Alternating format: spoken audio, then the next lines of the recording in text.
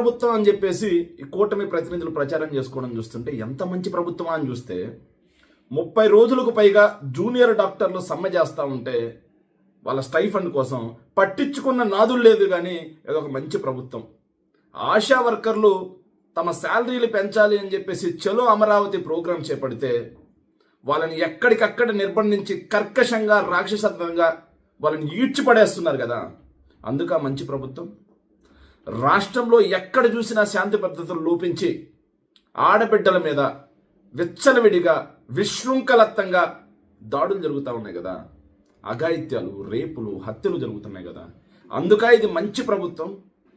వచ్చిన 9 నెలల్లో group 2 అభ్యర్థులని road పాలు చేసి వాళ్ళు నిరసనలు తెలిపే విధంగా తీసుకొచ్చి వాళ్ళకి ఎగ్జామ్ కూడా చక్కగా పెట్టలేనందుక ఇది మంచి ప్రభుత్వం. పెట్టిన మొదటి హామీ ఏదైతే డిఎస్సి దాన్ని కూడా ఈ రోజు వరకు నోటిఫికేషన్ ఇవ్వలేనందుక ఇది మంచి ప్రభుత్వం.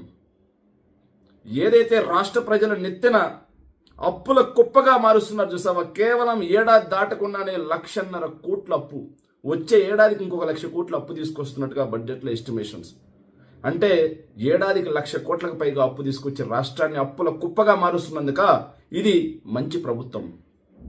నిరుద్యోగ వృత్తి ఇస్తాం 20 లక్షల మందికి, లేకపోతే 20 లక్షల ఉద్యోగాలు ఇస్తామని చెప్పేసి వచ్చి ఏడాది అవుతున్నా సరే కనీసం ఒక్క కొత్త ఉద్యోగం ఇవ్వనందుక ఇది మంచి ప్రభుత్వం. ఇలా చెప్పుకుంటూ పోతే కోకల్లలు చంద్రబాబు నాయుడు గారు అండ్ లోకేష్ అండ్ పవన్ కళ్యాణ్ గారు. ఇది మంచి ప్రభుత్వం కాదు, ఇది ముంచే ప్రభుత్వం, ఇది వంచే ప్రభుత్వం, ఇది మోసం చేసే ప్రభుత్వం, ఇది వెన్నుపోటు పొడిచే ప్రభుత్వం అని చెప్పేసి రాష్ట్ర ప్రజలందరూ అనుకుంటున్నారు.